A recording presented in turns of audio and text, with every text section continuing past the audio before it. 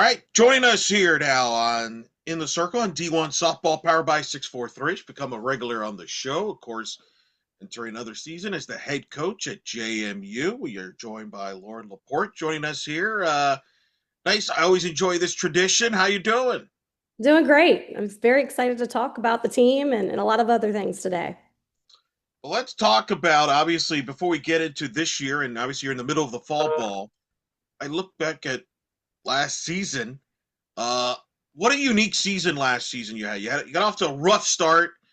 Perhaps dug yourself a bit of a hole, but you're able to get out of it to a degree, make a run in the second half of the year.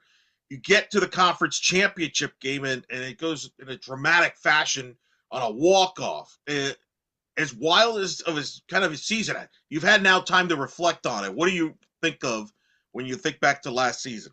Well, we talk all the time with our teams. It's not how you start, it's how you finish. And I think that was obviously what the season was about. We had a rough start. There are a lot of things that we had to figure out.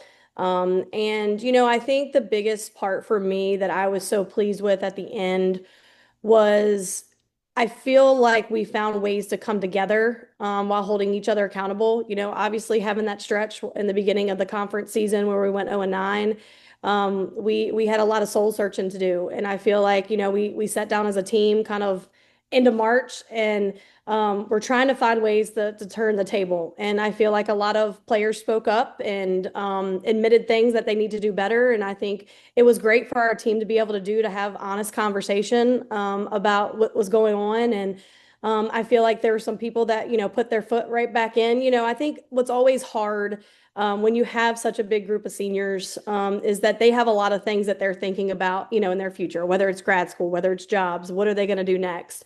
So, I think we had to find a way to focus on day to day instead of what was next in everybody's careers and things like that. And I feel like our senior class really did a good job coming together and having 2 feet in and really leading the team at the end of the year. And that's what I was so proud about, that our senior class went out with that run that we had in the conference tournament. Like, it was a magical run. It was so exciting. It was so fun. It was loose, and they were playing, for each other. And that's what you always want as a coach, that your team finds a way to start playing for each other. And I think that's what happened. And I love the momentum coming off of that championship game, going into now this season with our core coming back. They know what that feels like. And I think they're excited to be able to do that a little bit sooner. It's amazing. Well, yeah, that's I forgot about the 0-9 conference start. Finish Mhm. 11-13.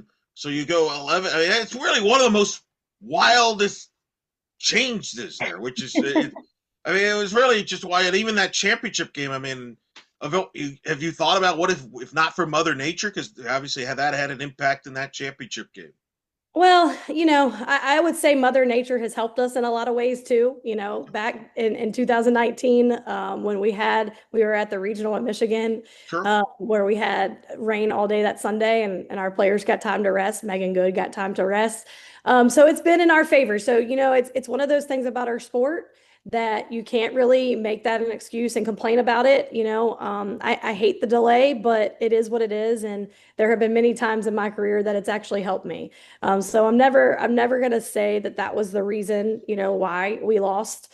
And I think with Coastal, Pacone just had, a season of her life, and I was proud that she was able to do what she did, and I think we were right there. We were one hit away, one strikeout away, and that's what the game comes down to that a lot of times. But most of all, I was just happy with the way we played overall and the way we competed. That's the biggest thing for me is that we are competitive and that we are gritty and we compete. And that was something that we were lacking at the beginning of the year. We stepped on the field and there were nerves, and I just didn't feel like we were competitive enough. And I feel like that kind of really started to come on in our mindset and our mentality at the end of the year. And that's what I was so proud of. So yeah, a lot of people were like, I hate that you had that delay, but I think both teams were very competitive with each other, and I think it could have gone either way. Literally was. It was just dramatic of a championship game as it gets. I mean, it was. I remember I was in Oklahoma City covering the Big 12 tournament. Got back to the hotel and watched it. And that's why I remember that delay. But it was just the craziest back and forth. But what is the so what's the mindset with the returners there? Is that something that you sense as a chip on the shoulder? Is there been a message there about a situation there about getting off to a better start during the season, or trying to carry that momentum you had in the second half of the year into this season? What is that like now for the returners? Yeah, I feel like, we have to learn from some of the things that we went through at the beginning of the season and not let those things kind of creep in. And I do think a lot of the core coming back, the upperclassmen coming back, understand that they don't want to be in that situation again, and we have to start connecting and figuring things out a little bit early. And I think they're hungry. I think it's time.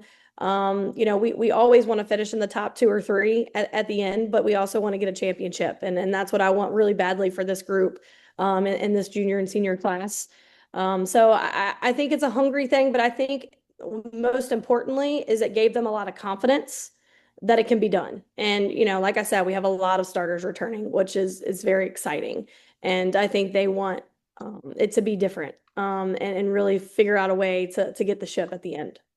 Yeah, I mean, especially being that close, I would Mhm. imagine that just drives you as a player into the season. It's a unique roster you've got. You've got a lot of good core back, good experience back, but you also have 10 new faces, six of them being freshmen. Mhm. How do you describe this roster? Because it's an interesting mix that you've got here this year. It is. It's six freshmen, four transfers. We had to have a big class, obviously, because we graduated 10, well, nine. And we knew that this class had to be able to come in and really be an impact right away. And we're seeing that already. Our coaching staff is seeing a lot of the freshmen come in and compete for a position. And that's what's exciting. They're not kind of being passive or waiting around to see what happens. They have been, 100% from the get-go, and they're asking a lot of questions. And, I think the biggest thing for us with the freshmen is them understanding that this is the time to make mistakes. This is the time to play with some freedom and to be all out. And I think that's sometimes hard for freshmen because they don't want to make the coaches be like, oh my gosh, like I'm not good enough. No, as coaches, we want the freshmen to make mistakes right now. And that's something that we're trying to tell them. Like, we want you to be all out when you play, make the mistakes now in practice, dive for the ball so we can figure out your range. And don't hold back. And I think they're starting to really understand and grasp that.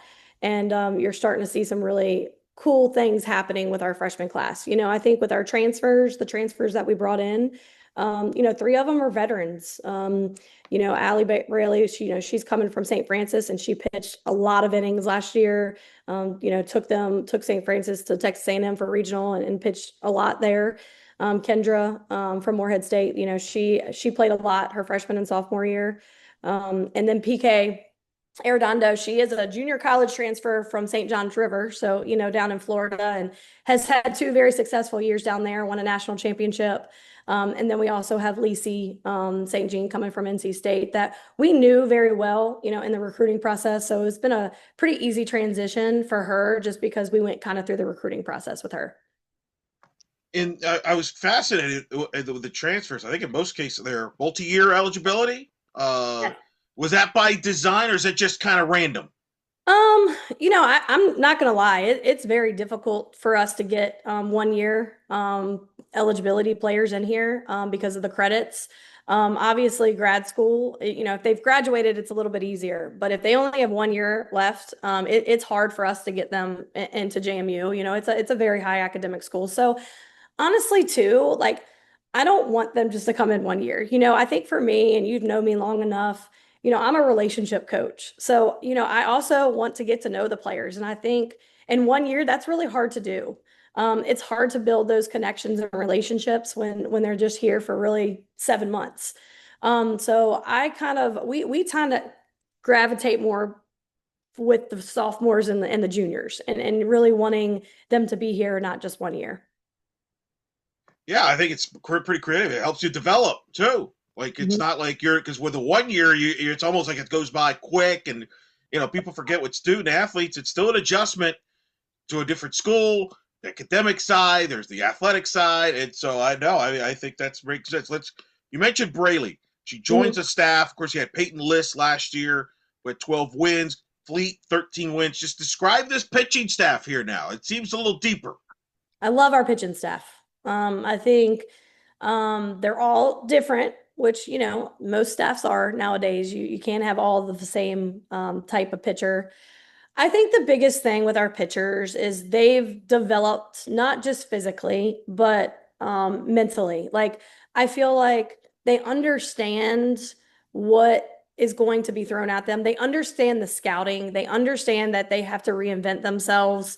They understand that there's a lot of film on them. And I think, that's always difficult for freshmen and even sophomores. It is it is just one of those things where you'll be successful one weekend with one pitch, and then you'll turn around the next weekend, and the scouting is unreal right now. So our pitchers, I feel like, are in a good place when it comes to really the competitive side of the scouting and what other teams are preparing for, and them understanding that. But they're veterans. I mean, Peyton's veteran, Fleet's veteran, Braley's veteran. And then we have two underclassmen that I feel like are going to help us in a lot of ways as well. So I like that they're all different. Taylor is a lefty. She's our only lefty on staff. So excited for, her to, kind of have 1 year under her belt, to see how she can, help us in certain ways.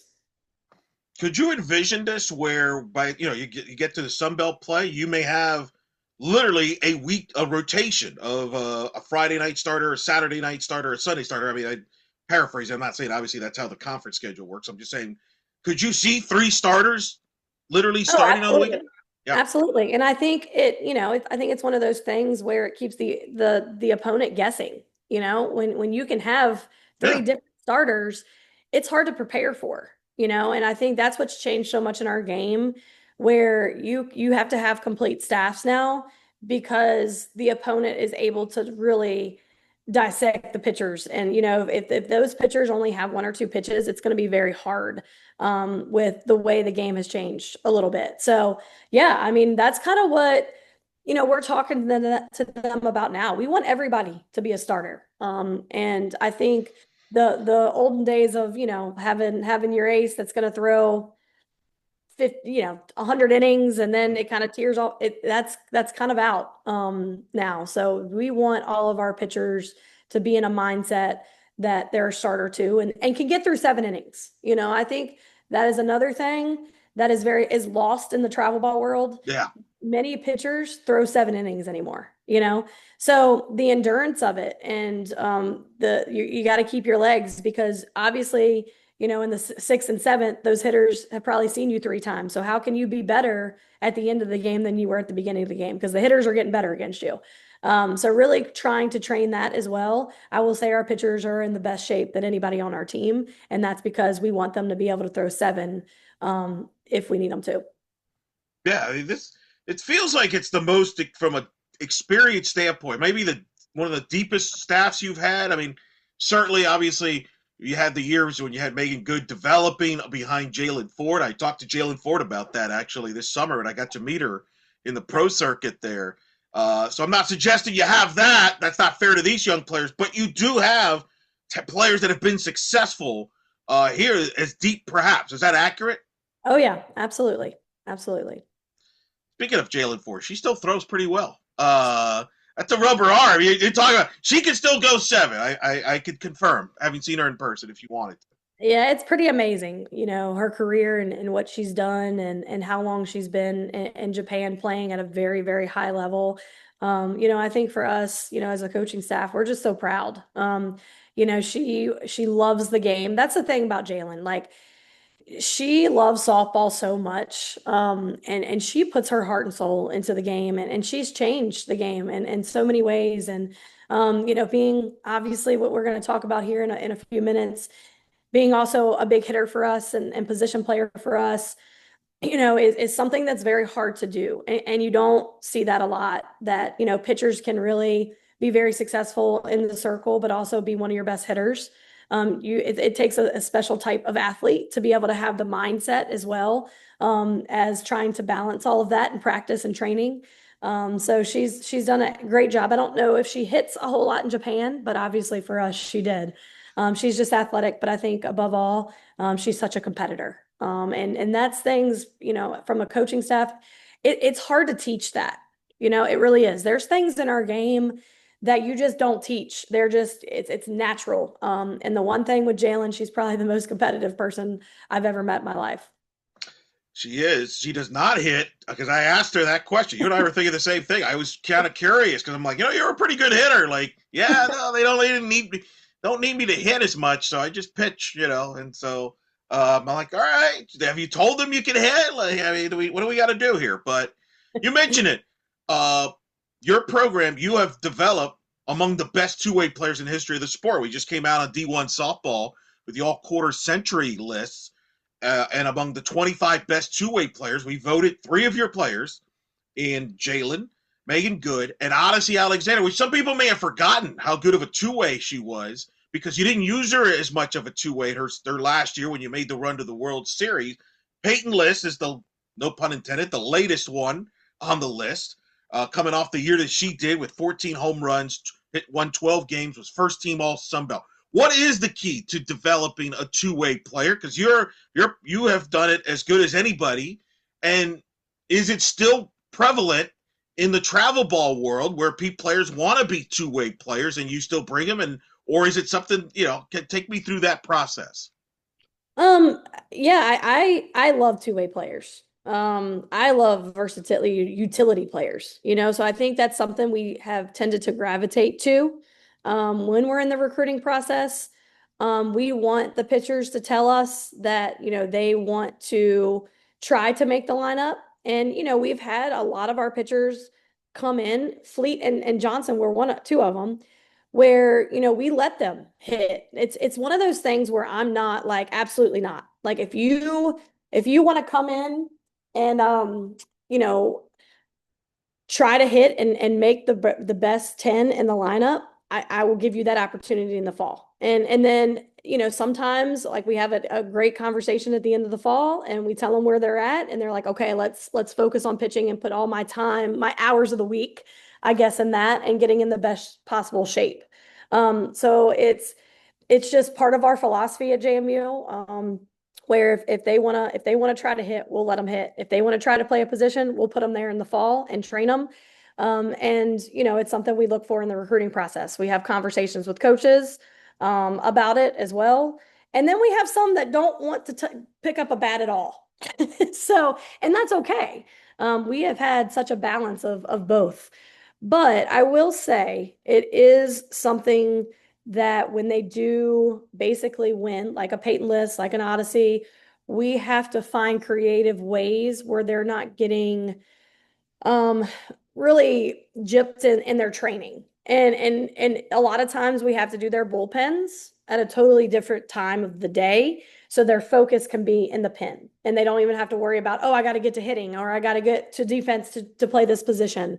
So that's kind of what we have done and managed it really well, where they can put all their time into their bullpen for that hour and a half in the morning or maybe 2 hours before practice. And then when they get to practice, they focus on the hitting and playing of the position. So, I think it's one of those things where we have figured out how to balance that. But it is more work than anybody goes through. Those pitcher hitters have to put in a lot more time, and we have to be we got to be creative in how we use their time. But in a way, you use that as a recruiting, right? Because there's players that still want to be a two-way player, and you're like, hey, you could come here and that opportunity could present itself. Whereas maybe in other places they're like, yeah, we don't know we could do that. Is that part of the recruiting, pitch there when you're getting certain players? Absolutely. And I think we have the history where Yeah, we're not just saying it, because I true. think people will say it and then be like, no. Like we have the history of our best players being two ways. So they have seen that's a big part of our program. I mean, we have, 226 pitchers coming in that both hit. And that was a big reason why I feel like, they selected us is because we're giving them the opportunity to hit. and one of them plays another position, and she's very good. So, it's kind of who we are and what we've always been about.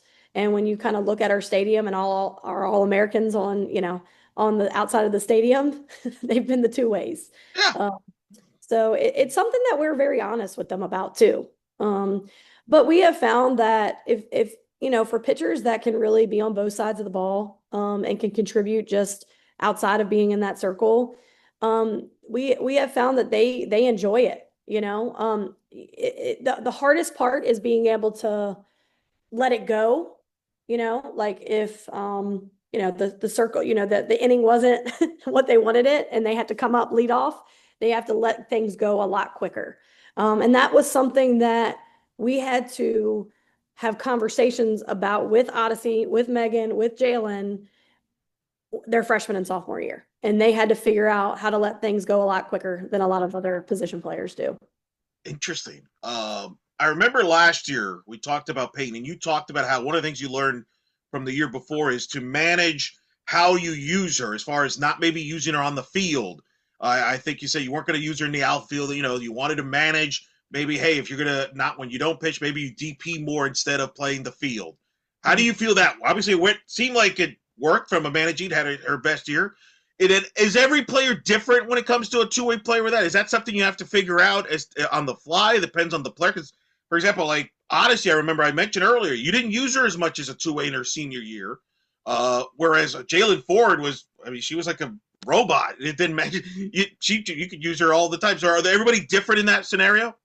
Yeah, and you have to basically think about what kind of situation their bodies are in, right? So like Odyssey, she was coming off an injury, she didn't play at all until the World Series year until April because she had a quad, a tear in her strain. So we weren't going to put her on the field and that happened. So that's really the reason why she didn't play a position. Now she DP'd when she wasn't pitching, but obviously her senior year, she pitched most of the time. Um, I think too, like you have to be very careful with the overhand throws that the pitchers are making because you can't, like with Peyton, what we found with putting her in the outfield was her elbow was starting to get tired and sore because of the longer overhand throws that she was making. And I just didn't like where her elbow was getting as far as kind of that tendonitis in there. So that's really the reason why we kind of pulled her from the outfield. So that's another thing. Really, you mostly see two-way players that our pitchers play first base, like Megan and Jalen, because the amount of throws are lower. We don't have our pitchers throw overhand a whole lot. Yes, they have to be able to do it and have the skill to obviously throw to first base. But when it comes to longer throws, you have to be very careful with pitchers. So that was one of the reasons why, with Peyton, we don't have her really taking any more reps in there because of the throws. How do you envision Peyton this year? I mentioned an incredible year last year, leading your team in most of the offense categories. We talked about her pitching. How do you envision her this year and how you use her and as well as the rest of the lineup around her? Yeah, well, I mean, Peyton Peyton is one of those players where she wants to be on the field. And the nice thing is she can play a lot of different places. But I think the thing with Peyton and a lot of our returners that were very successful at the plate is they have to realize that they aren't probably going to get the same pitches as they did the previous year. So they have to make sure that they're not getting themselves out because they're impatient or maybe they want to get a hit so bad. And that's what happens a lot with juniors and seniors that are very successful their freshman, sophomore year, where they start pressing a little bit. You've got to take the game, you got to take it as what it gives you. And, I think that is true, with Peyton is to make sure she stays disciplined and that she is only focusing on, when she gets a good pitch, that's the one she hits. She's not fishing. She's not getting her, swinging at pitches to get her own self out. So I think that's the maturity that Peyton's got to have this year because she doesn't necessarily like getting walked. And, I think that's something where you have to be able to understand that as hitters when you're coming off the 2 years that you've had and just really being more disciplined. So I think Peyton is starting to understand that because she's a pitcher too. So I think, they understand that a little bit more. Um, but I think Peyton too. I think with her in Fleet, um, I think there's just so much more confidence. And, I think there's confidence not only in themselves, but there's a lot of confidence with the people that's behind them, defensively. And I think that's also important. As a coach, like you want there to be unity on the field and you want your pitchers to feel really good about who's behind them, but you also want those people in the field to be very confident in who's in that circle. So the body language and the upbeat and the grit that you're going to see, I hope that is going to be very different. And you saw that a little bit more in Fleet and Peyton last year. Just their presence was very different. And that's what is honestly some of the most important things to have as a player is your presence. As soon as you have this body language where you can tell someone guessing themselves, that's when it usually doesn't go so well. So I am just really big on how you carry yourself and the presence that you have, even if you're not, happy with certain things. It's all about, your body language. So I think that's going to be very important for both of them and for all of our players. Who are some other players that have stood out so far this fall that you think might take that next step from the returners, whether it be offensively or even defensively? Yeah, we're having Bella Hensler back. She had the season ending injury last year, so she is back and she is healthy and she's doing great. So she was a big hitter for us, her sophomore year and freshman year, really. So being able to have that bat back in the lineup is going to be exciting. I think Callie Legston was probably one of our most athletic players on the team last year and maybe one of the most athletic players we've had in our program where she can do a lot of different things. She's very strong. I think she is a little bit like Peyton, where she's got to be very disciplined and not fish and swing at pitches outside of the zone. So excited for her to be coming back. We got Kylie Gleason back. So she has always been one of our best hitters when she's been healthy. And we were so excited to be able to have her back, especially in the outfield, just having that leadership. And she's been doing such a great job for us. So, I mean, we have a lot of players that, are now juniors that I feel like their game's going to change a little bit. Madison Edwards, our second baseman, has been a starter since her freshman year. But I feel like for her, it was just a strength thing and really her understanding how she was being pitched. So I think she has grown a lot. Like she's one of those players that she's so hard nosed and that she'll run through a brick wall for you. She really will. But I think it was just her adapting a little bit and understanding everything she needs to be successful. So I'm very excited about her as well. So I think we have great leadership on the field. We have great veterans. And I think most of all, they're very genuine, good hearted, but also competitive and gritty. So you need a balance of that, like I think that's sometimes the hardest thing for players is to be able to flip the switch, and you want the team camaraderie to be very strong too. And I'm already kind of seeing the leadership come out and a lot of the core and those returning come out and they're doing it in a really good way. The leadership. So it sounds like the leadership's already kind of been established there. Is it a vocal leadership group? Is it a very by example? How would you describe the leadership you have this year? I think it's a mix. I think it's a mix. I think, we have players that are more lead by example, and we have players that have to keep everybody accountable. And I think it's how you deliver it. And that's the conversations I'm having right now with, a lot of our upperclassmen that's trying to navigate through, okay, we don't want to be a nag, but there's things that, we need the team to understand and the things that we do and the things that we believe in. So I think that's the hardest balance of not feeling like you're always on the team, but they're understanding the why behind it. And this year we have a Duke's Council is what we call it. So we have a representative from each class that is kind of going to help us connect with the team as best we can, but also connect with each other because a lot of times the seniors have no idea what the freshmen are going through, you know? So it's like they're so far from being a freshman, they kind of forget all the things the freshmen have to go through.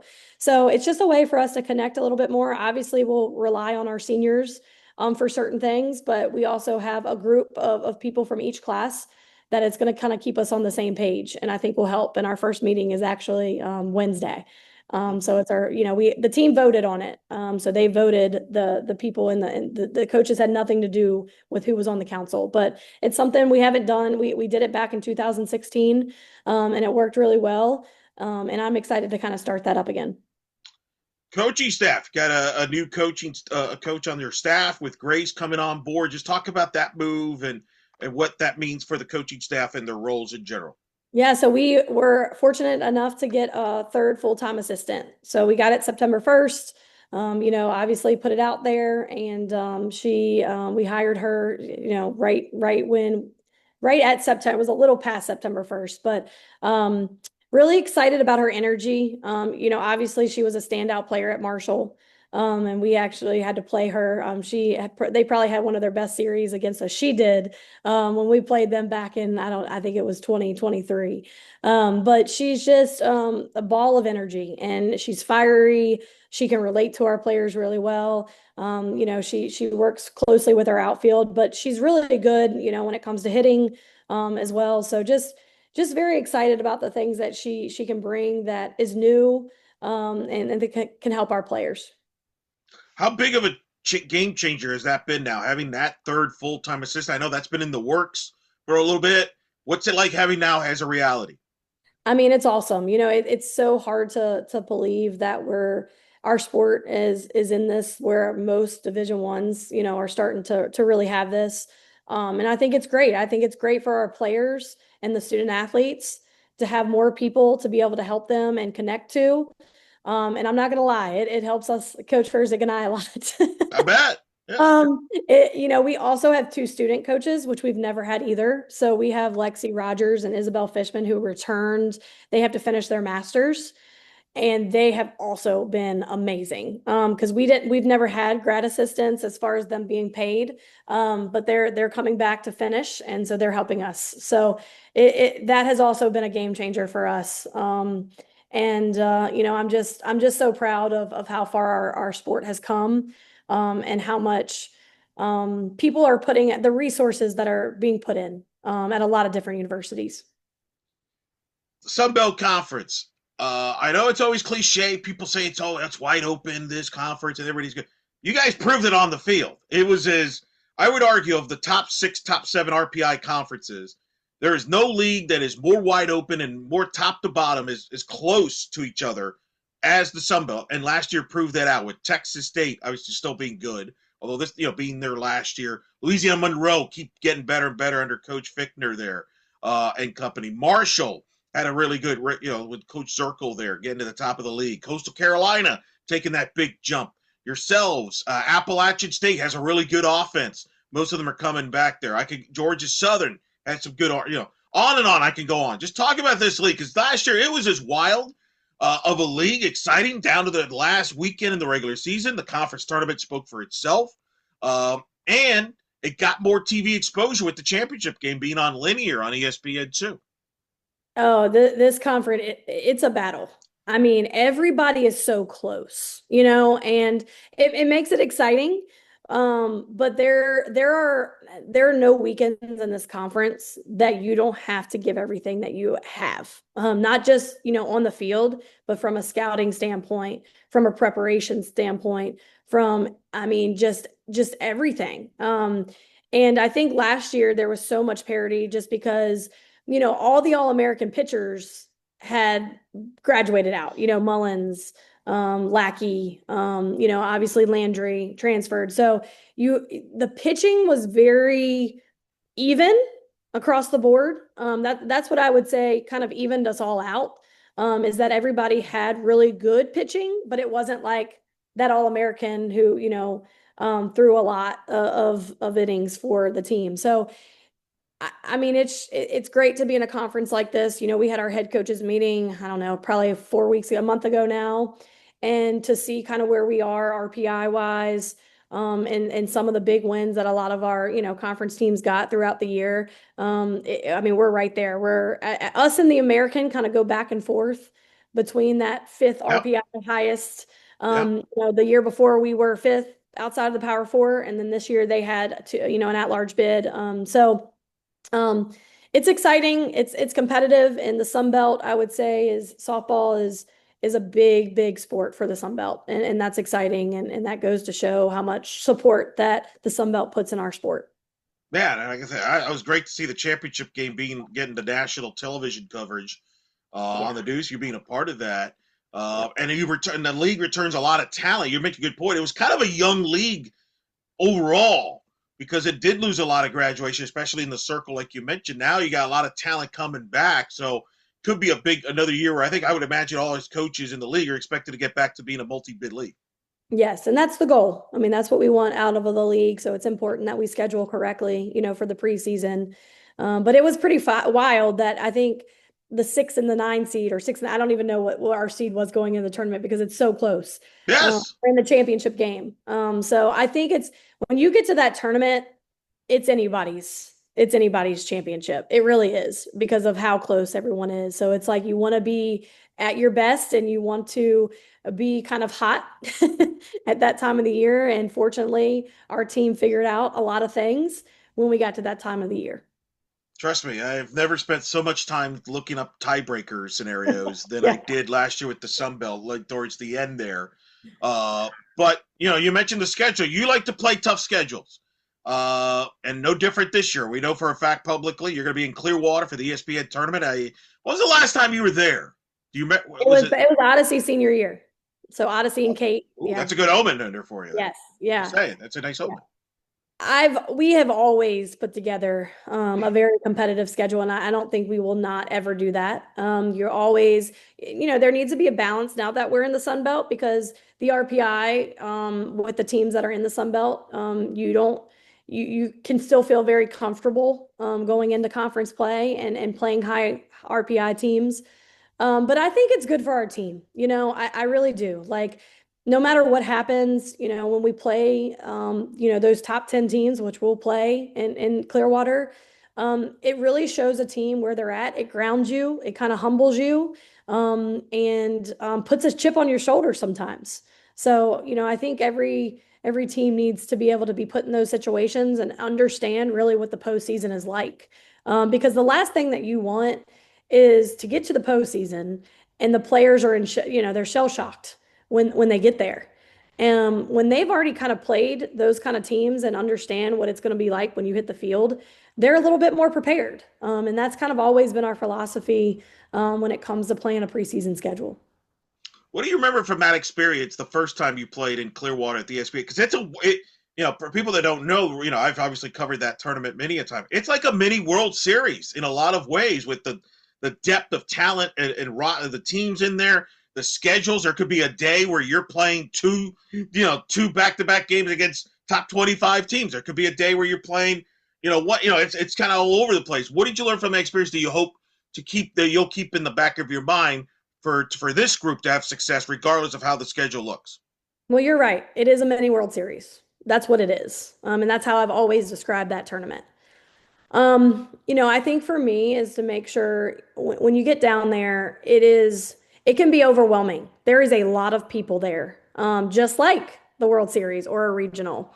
So really making sure that our girls enjoy it and take in the moment of it, because I think so many times the nerves can kind of take over where you kind of lose the joy of the situation that you're actually in and the opportunity that you get to play this in this type of tournament, because it is a mini World Series. So that's so exciting in of itself, So really, like, yes, you're going to have the nerves. That's part of it. It is a rush, an adrenaline rush that you cannot describe when you hit the field and have that many people at one place and how exciting it is. Like, the tickets sell out. So it's just being able to balance finding the joy in it, but also handling the nerves of it where you're competitive. So that's something that, we'll talk to the team about. But don't let it overwhelm you because this is an opportunity that a lot of people don't get to get. obviously, of course, you mentioned the mini World Series postseason.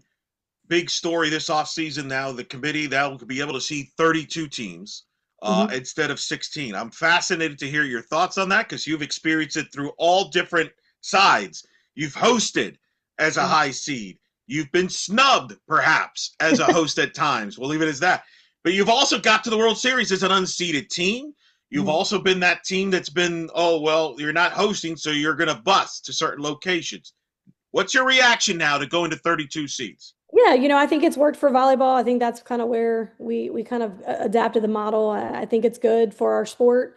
Like you said, we've kind of done it all. We've been a 7 seed where we hosted and got to host a super, but we've also been unseeded and made it to the World Series as an unseeded team. So, I think anytime something works and we can take, from a different sport, I think it's great. So I'm excited about the new format. I'm anxious to see what kind of plays out and what happens from it. But I think it'll be good.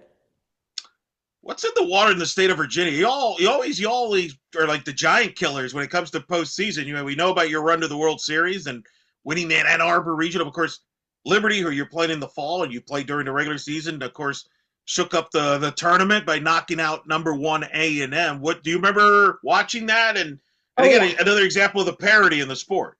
Yeah, I texted Dot very shortly after that. I gave her a couple days, but I think at the end of the day, a lot of the Virginia schools have players that want to prove people wrong, not in a bad way, but they have a little bit of chip on their shoulder.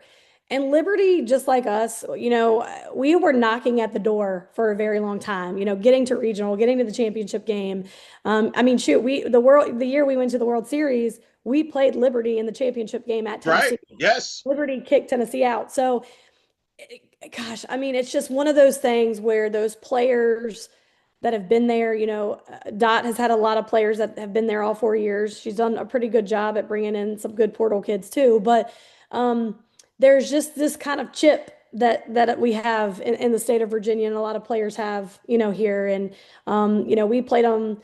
We play UVA, we play Virginia Tech, we play Liberty, and it's always just a battle because people, the players have a little something they want to prove.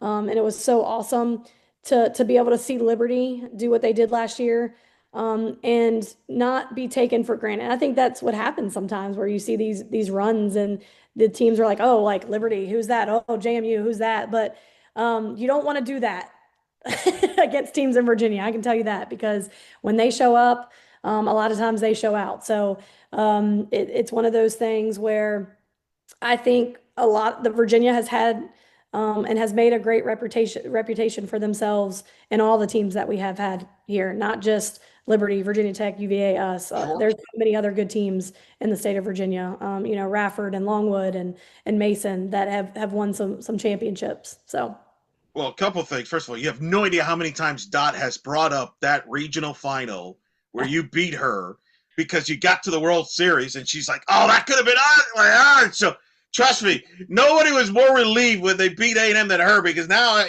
now she could finally move on from that.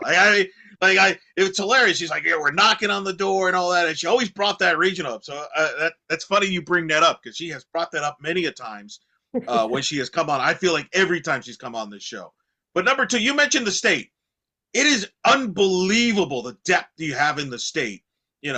Forget, obviously your program, Virginia Tech with what Pete's doing over there. Virginia, you mentioned with Joanna, what they're doing there, back-to-back NCAA tournament appearances there. Liberty, we mentioned. But you mentioned Radford with Coach Fagan coming in there, winning the regular season title there. I can go on and on.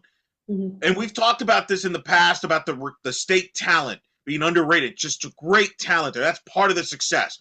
But as somebody who's been in that state now for a long time, is this as healthy, as deep of a state as it gets? Because you're getting quality games a bus trip away many midweeks. Well, I think that has a lot to do with it. I think all of us in the state of Virginia play a very competitive schedule. I think that has a lot to do with development and the mentality of our players is that we're putting them in very tough situations all the time. And I think we've all played each other in the fall. We're playing UVA. We're playing Liberty. We played Radford last year. We're obviously playing Virginia Tech. We all play each other, and I think it's really good that we do that. And we're putting our players in very tough situations, even in the fall. And it's nice that we're very close to one another as well, where we're not having to make overnight trips and, we can make bus trips to each other. But I think it helps all of us. And I think that's why we continue to really play each other and have great relationships. All of us in the state of Virginia really respect each other and we all have a great relationship. And I think that's very important, that no one has any grudges against each other. And we just want the best for the sport and we want the best for the state of Virginia.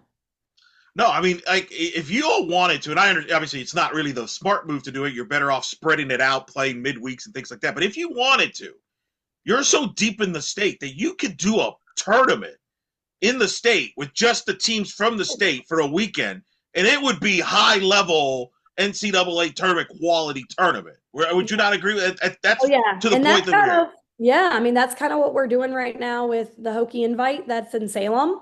Oh, So that's right. Okay. yeah, so it was the first time. So Salem Warrior Sports Complex basically renovated their entire complex.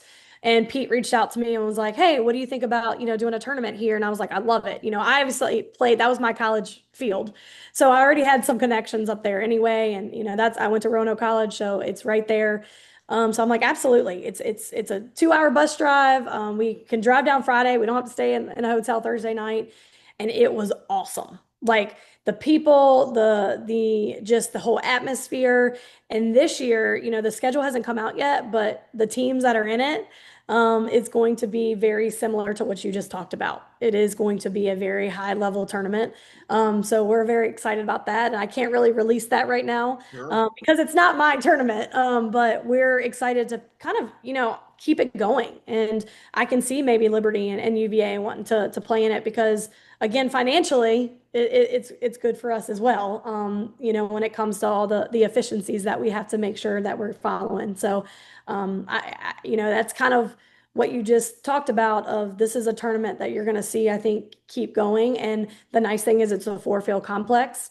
So there's multiple games going on. That's the hardest. That's just like Sure. Clearwater. There has to be multiple fields in order to play a tournament like that. And Moyer did a very good job with the renovations. I'm gonna have to get on Pete on that. That's pretty good. I mean, Salem. I remember I covered a few years ago. I covered the D3, I think Mhm. World national Series. championship series there, and Yep. the support that they gave that championship Yes. is big. And I've heard, that Salem, their goal is to also as well maybe host a conference tournament there. It So is. they're thinking big picture there, which makes a lot of sense.